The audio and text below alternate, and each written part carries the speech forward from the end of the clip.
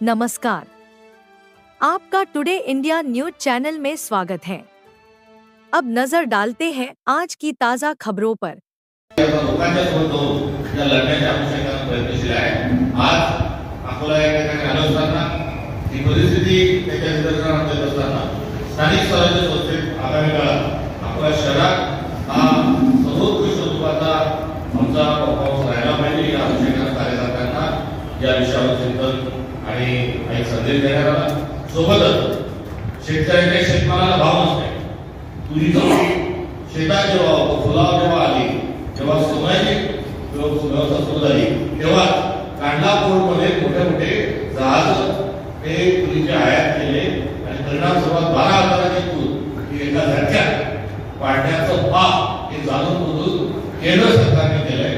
कापसाची तीच परिस्थिती आहे, सोयाबीनची तीच परिस्थिती आहे आणि शेतमालाला किरकोळ भाव जे म्हणणारे सरकार आहे ही शेतकऱ्यांचं खंबळ होत आहे।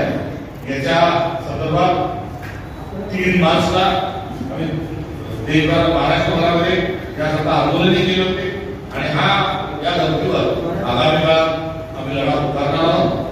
अतिवृष्टीचे मान्सूनमध्ये जे पैसे होते ते मिळाले, त्यानंतर पीक विम्याचे पैसे मिळाले, आता कार्पेटच्या बाबत झाले तेही पैसे मिळाले। त्यामुळे सरकार जे आहे त्यांनी ठेकेदाराचे पैसे थांबवून ठेवले, शेतकऱ्यांचे पैसे थांबवून ठेवले, लाडक्या बहिणीचे पैसे थांबवून ठेवले, एसटीच्या कर्मचाऱ्यांचे पगार करायला यांना पैसे नाही।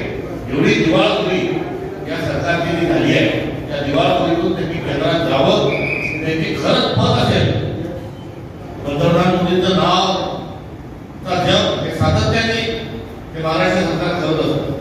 या 3 ट्रिपल इंजिन सरकारने त्या ठिकाणी जावं आणि महाराष्ट्राला एक विशेष पॅकेज आणून शेतकऱ्यांची कर्जमाफी असेल ती कर्जमाफी करावी, आर्थिक विसर्जन करावी आणि केंद्र सरकारला महाराष्ट्रातला हवालदिल जो शेतकरी आहे त्या हवालदिल शेतकऱ्याच्या प्रश्नावर त्यांनी ध्यान आकर्षित करावं ही सातत्याने आमची असणारी मागणी आहे।